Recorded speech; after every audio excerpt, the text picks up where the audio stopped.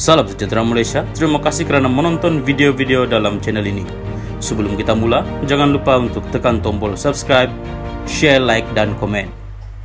Let's go!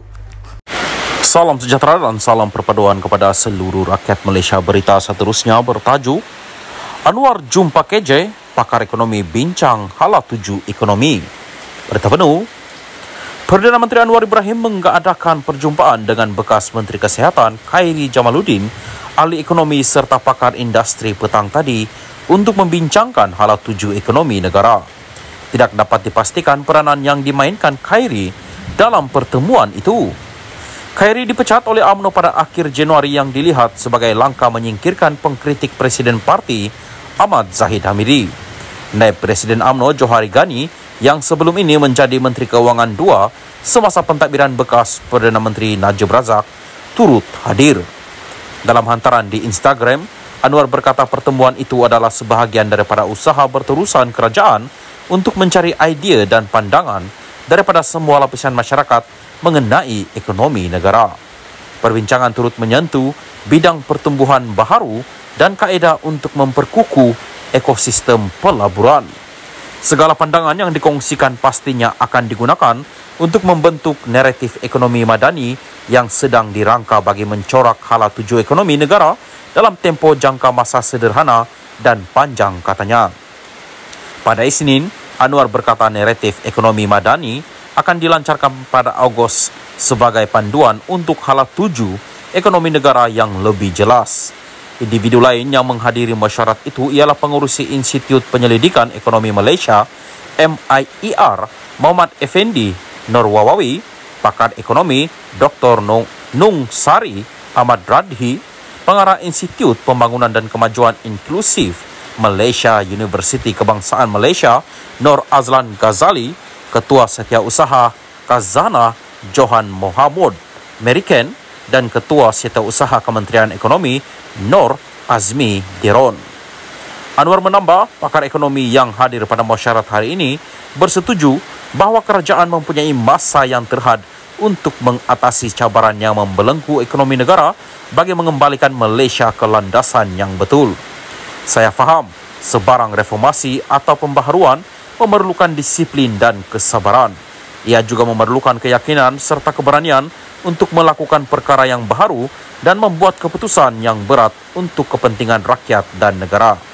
Namun, kerajaan ini tekad dan akan bekerja keras untuk memacu pertumbuhan yang inklusif dan mempan. Pertumbuhan ekonomi bukan tentang angka semata-mata, tetapi mesti menggarap keperluan serta kehendak rakyat, katanya lagi.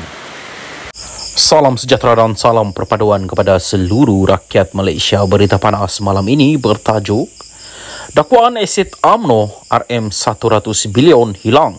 Tun M, dua bekas menteri digesa beri penjelasan. Berita penuh, Veteran UMNO menggesa Tun Dr. Mahathir Mohamad bersama dua bekas Menteri Keuangan memberi penjelasan berkaitan dakwaan kehilangan aset UMNO dikatakan bernilai RM100 bilion. Penjelasan bekas Perdana Menteri yang juga bekas Presiden UMNO itu bersama Tun Daim Zainuddin yang juga bekas Bendahari Parti selain Tan Sri Nor Mohamed Yaakob, menurut veteran UMNO perlu kerana rakyat khususnya ahli parti itu berhak tahu cerita sebenar. Menerusi satu kenyataan, Setiausaha Agung Veteran UMNO Datuk Mustafa Yaakob berkata dakwaan itu adalah sesuatu yang serius dan melibatkan dana besar serta membabitkan kepentingan awam. Saya kira orang ramai, khususnya ahli UMNO, perlu diberi penjelasan oleh tiga bekas pemimpin ini. Bagi saya, ini sesuatu yang serius dan melibatkan dana yang besar, membabitkan kepentingan awam, apatah lagi jumlahnya begitu besar, katanya. Mustafa merujuk dakwaan pengendali laman blog Malaysia Today, Raja Petra Kamarudin. Kononnya, wujud pertelegahan di antara ketiga-tiga bekas pemimpin itu berhubung isu aset berkenaan. Sudah pasti dakwaan Raja Petra ini sesuatu yang serius. Sekaligus, perlukan penjelasan tiga bekas pemimpin UMNO ini kerana isu berlaku ketika era Dr. Mahathir menjadi Perdana Menteri, katanya.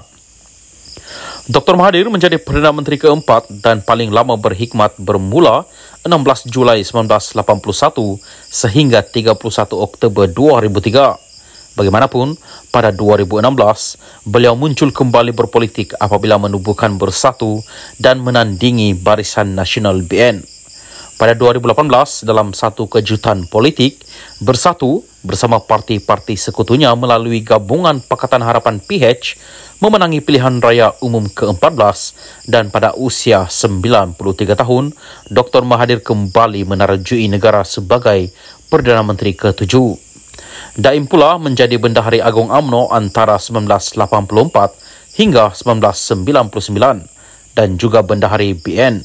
Beliau dilantik sebagai Menteri Keuangan pada Julai 1984 oleh Dr. Mahathir sebelum melepaskan jawatan itu pada Mac 15, 1991.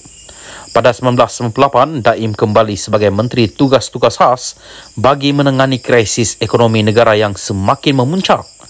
Pada Januari 1999, beliau dilantik semula sebagai Menteri Keuangan selepas penyandang jawatan Datuk Seri Anwar Ibrahim dipecat daripada Kabinet. Beliau kemudian meletak jawatan sebagai Menteri Keuangan pada 31 Mei 2001. Nur Mohammed pernah berkhidmat di Bank Negara Malaysia BNM dari 1968 hingga 1994.